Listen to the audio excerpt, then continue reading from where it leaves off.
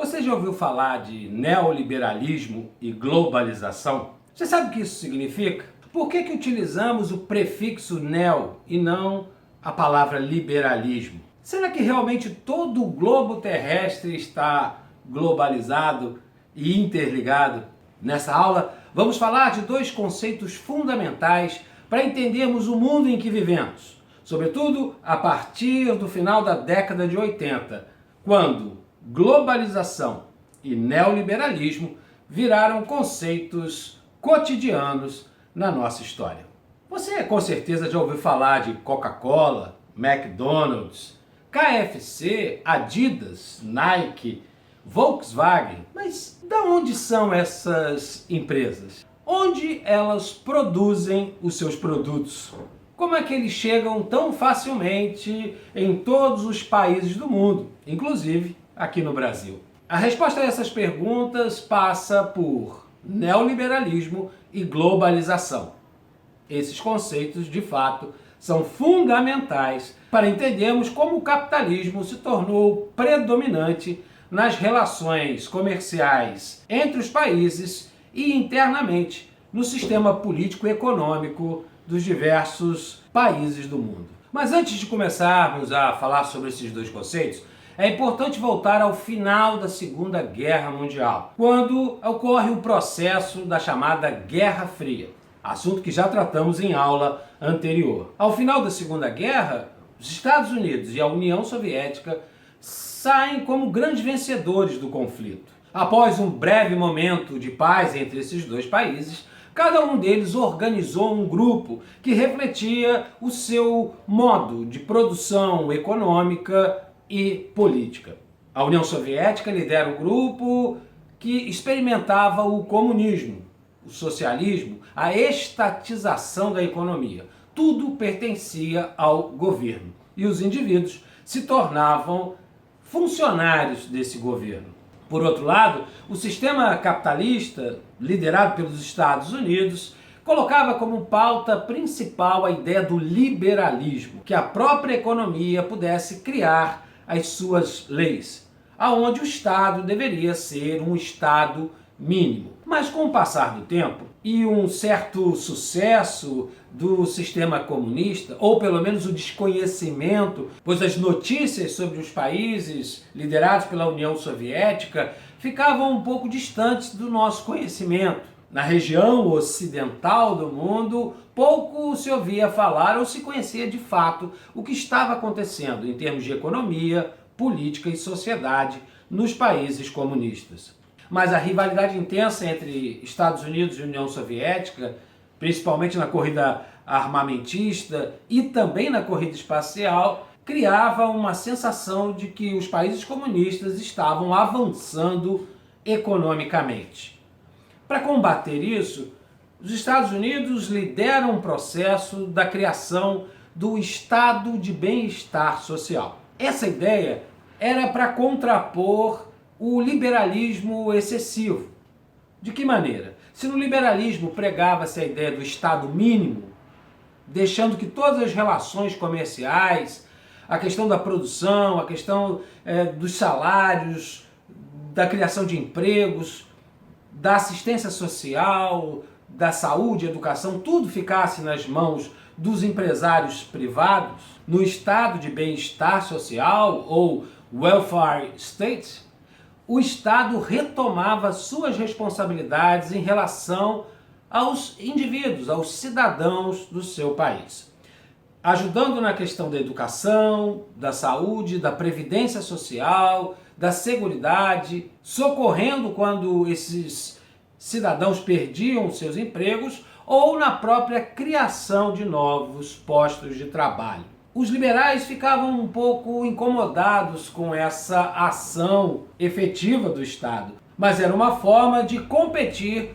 com a estatização plena dos países comunistas, que a partir dos seus planos quinquenais aparentemente conseguiam resolver questões fundamentais. Essa questão estava de pano de fundo para que os estados capitalistas buscassem reforçar a figura, o papel e o espaço do Estado na garantia dos direitos dos seus cidadãos. Essa forma de fazer política e ver a economia durou até mais ou menos o início da década de 70, aonde a questão começou a ter os seus problemas. Por quê? Para garantir salários, educação, saúde, obras, emprego pleno, esses países precisavam investir muito na produção. Para manter os níveis de produção sempre altos, era fundamental matérias-primas e também fontes energéticas. Qual era a principal fonte energética naquele momento? O petróleo, e que continua também sendo até os dias de hoje. E os grandes produtores de petróleo eram os países do Oriente Médio. A chamada OPEP, Organização dos Países Exportadores de Petróleo, tendo os países árabes à frente, começam a perceber que era valioso demais o produto que eles tinham. E quem deveria colocar o preço não era quem comprava, e sim quem vendia. Por volta de 1973, 74, esses países organizados se reúnem e aumentam consideravelmente o preço do barril do petróleo. As nações capitalistas, de uma maneira geral, entraram em crise. Passou a ser muito caro o petróleo e todos os países estavam necessitando dessa fonte de energia. Os países comunistas também, mas como eu disse, a informação sobre a situação econômica, política sobre esses países sofria muita censura e poucas informações seguras chegavam de fato no mundo ocidental. Com essa recorrente crise, que vai se agravar também nos anos 80, esse modelo do bem-estar social garantido pelo Estado entra em colapso. Retorna a ideia do liberalismo, com esse prefixo neo, significando um novo liberalismo, que vai ser atuante a partir dos anos 90 e que seguem até os dias de hoje, pelo menos até esse momento da pandemia. Dois políticos que foram muito importantes para o neoliberalismo e, de certa forma, encarnavam, sintetizavam essa ideia, foram Margaret Thatcher, primeira-ministra do Reino Unido, e Ronald Reagan, presidente dos Estados Unidos. Esses dois políticos se tornaram, de fato, porta-vozes dessa tendência de retomar a ideia de um Estado mínimo, aonde as relações econômicas, a atividade produtiva, toda estaria novamente nas mãos dos empresários, dos banqueiros, dos grandes industriais. Pensando que essas duas grandes nações, os Estados Unidos e a Inglaterra, capitanearam esse processo, há de se imaginar que o capitalismo se tornou triunfante e também trouxe, junto consigo, o fim da desigualdade social e o fim da fome no planeta. Com certeza que não. Esse é um dos paradoxos do sistema capitalista. Enquanto milhões de pessoas morrem de fome anualmente, toneladas de alimentos são jogadas no lixo diariamente. Outra questão que entra nesse contexto é a aceleração na utilização de robôs, inteligência artificial, no que chamamos hoje de Revolução 4.0. O aumento da taxa de desemprego vai ser cada vez maior. Essa é uma questão que o sistema capitalista precisará resolver, senão a fome, a desigualdade social, que já são grandes, se tornarão quase insuportáveis. Como resolver essa questão? Talvez a pandemia tenha trazido essa inquietação de forma mais evidente. O Estado precisa retomar o seu papel como garantidor das principais prerrogativas do cidadão. Pensando agora um pouco no conceito de globalização que acompanha, estava junto desse processo que o neoliberalismo trouxe à tona. Por globalização podemos pensar no afrouxamento das fronteiras entre os países, não só em termos políticos administrativos, mas sobretudo na questão financeira. Os capitais internacionais circulam pelo mundo todo. Investimentos nas bolsas de Tóquio, Nova York, São Paulo, Singapura, aonde tiver bolsa de valores. Dessa forma, os capitais não têm uma nacionalidade específica. As empresas também seguiram esse caminho, porque o que garante o lucro da empresa é o custo de produção que ela tem e o preço que ela consegue vender do seu produto. Nessa mais-valia, tirando aí a mão de obra, o preço da mão de obra, o custo com essa mão de obra, é que se percebem e se oferem os lucros da empresa.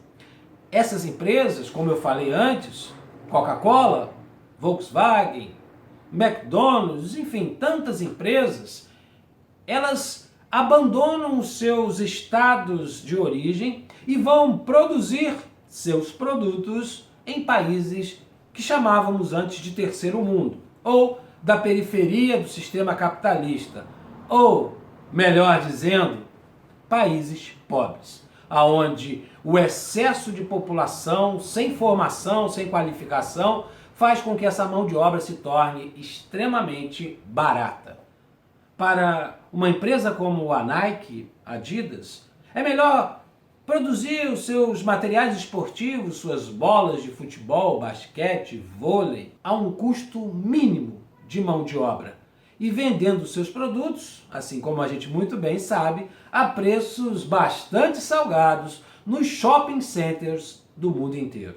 O capital se globaliza, as empresas produzem seus produtos em todos os lugares do mundo, se aproveitando, portanto, dessa mão de obra barata. Nesse desenho, os países vão perdendo a sua identidade própria, suas características que lhe dão singularidade em nome de uma globalização de costumes, valores, de cultura e até mesmo da língua.